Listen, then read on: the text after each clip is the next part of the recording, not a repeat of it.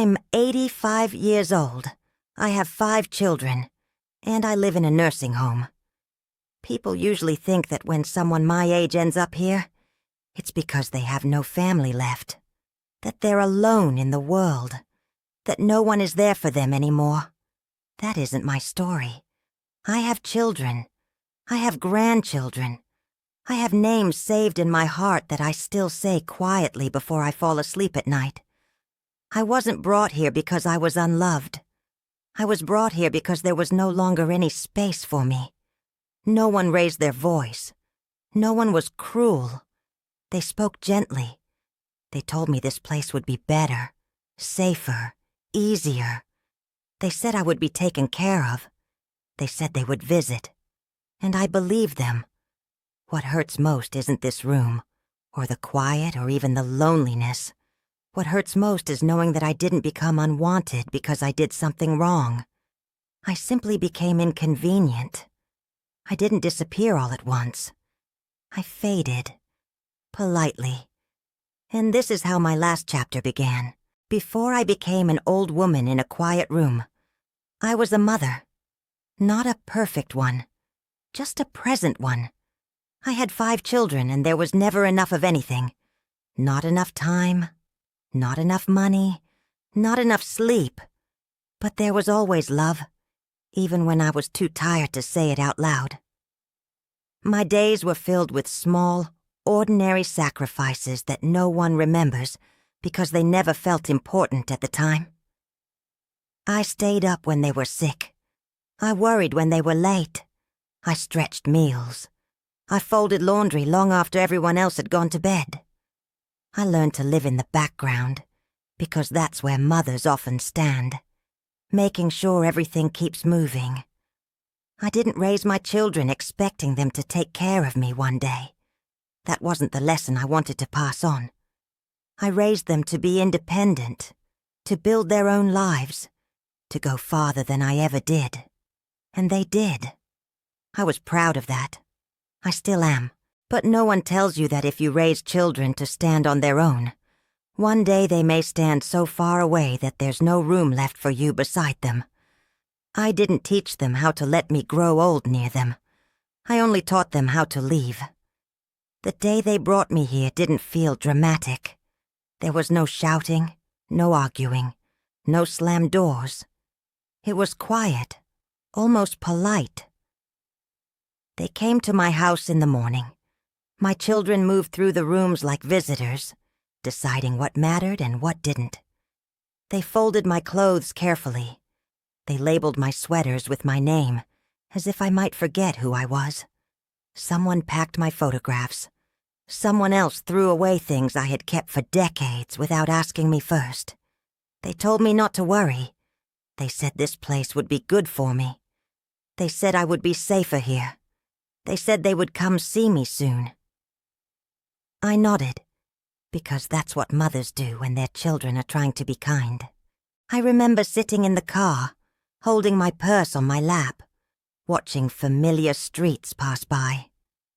I didn't cry. I didn't want to make it harder for them. I didn't want to sound ungrateful for what they called help. When we arrived, they walked me inside. Papers were signed. Keys were handed over. A nurse smiled and spoke slowly like I was already fading. My children hugged me. The kind of hug you give when you're already thinking about what comes next. Then they left. No one asked me if I wanted to go. No one asked me how it felt to be driven away from the life I built. I didn't say goodbye to my home. I didn't know I was supposed to. People think that when you grow old, you start asking for more. More care, more attention, more space. The truth is, I was asking for less. I didn't need a bedroom of my own. I didn't need special meals or someone hovering over me. I didn't even need conversation every day. What I wanted was simpler than that, and somehow harder to give. I wanted to be nearby. I wanted to sit in the corner of a room and listen to life happening again. I wanted to hear dishes clinking in the kitchen, footsteps moving past me, a door opening and closing. I wanted to feel like I was still part of something, even if I wasn't needed anymore. I would have stayed out of the way. I always did.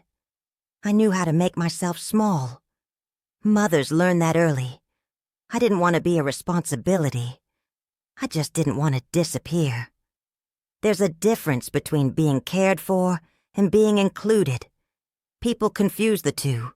Here, I am taken care of. My bed is made. My meals arrive on time. My medicine is measured carefully. But I'm not included in anyone's life. I used to belong to a family rhythm. Now I belong to a schedule.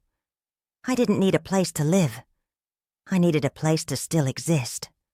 Life here moves by a clock, not by feelings. We wake up at the same time every morning, whether we slept or not.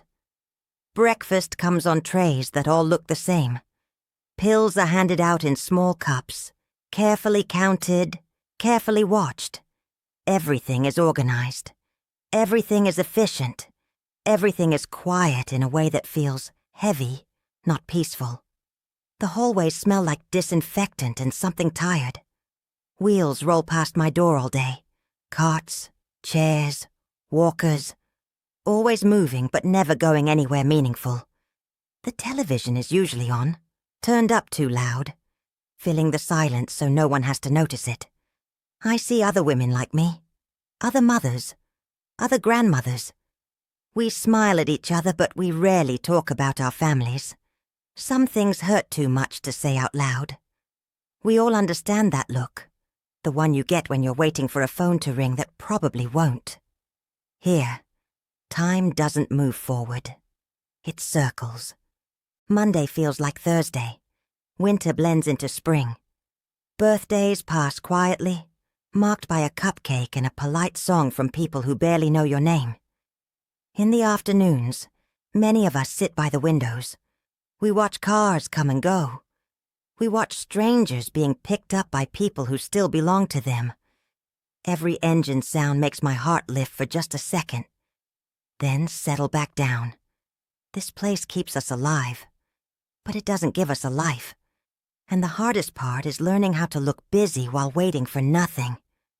I miss my children in quiet ways. Not all at once. Not like a wave that knocks you over. It's more like a steady ache that never leaves. It sits with me when I wake up and follows me through the day.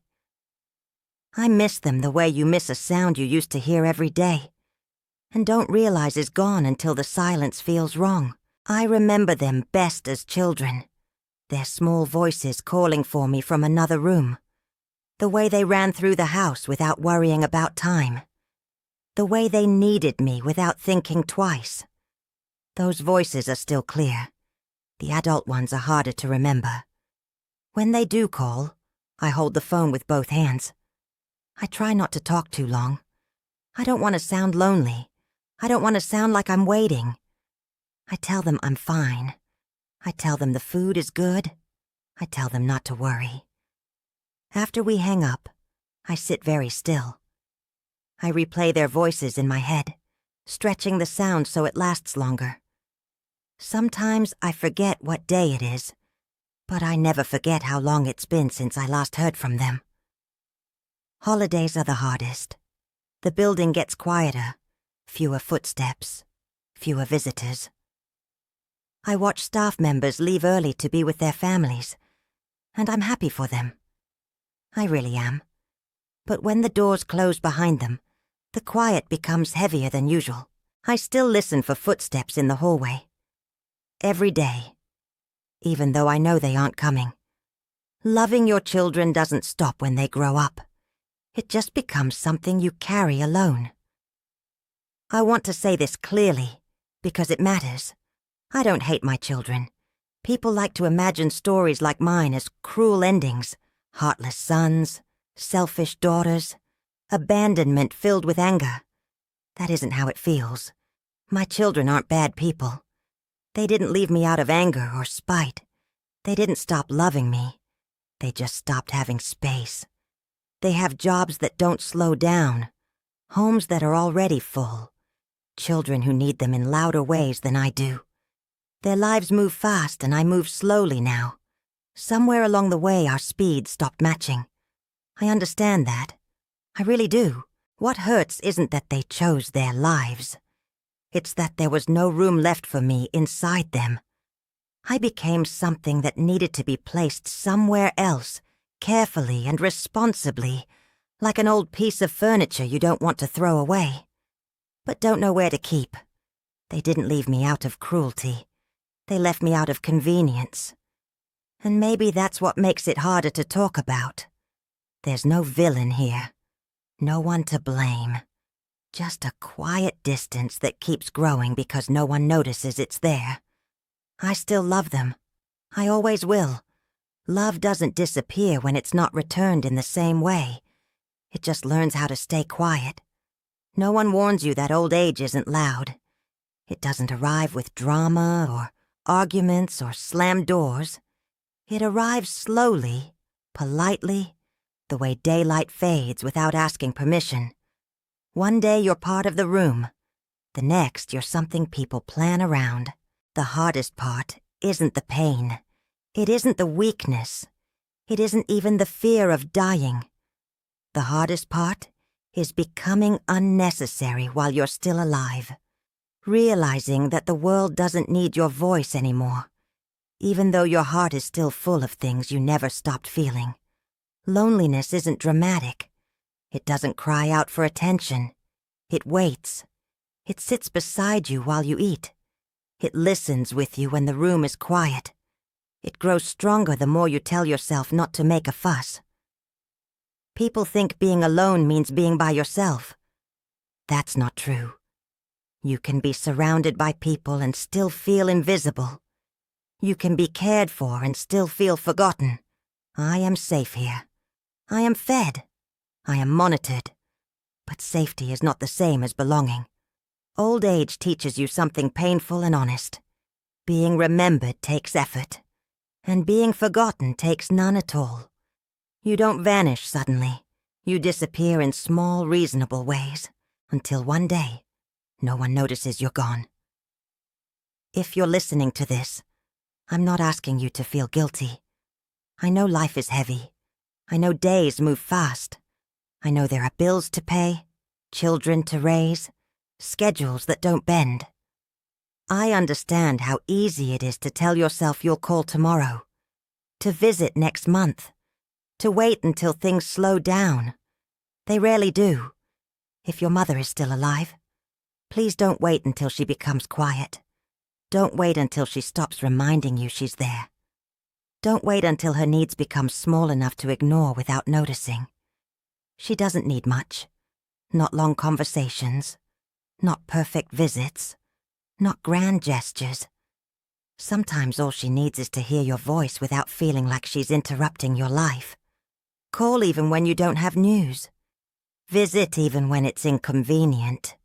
Sit with her, even when you don't know what to say. Because one day she won't ask anymore. Not because she stopped loving you, but because she learned how to survive without being heard.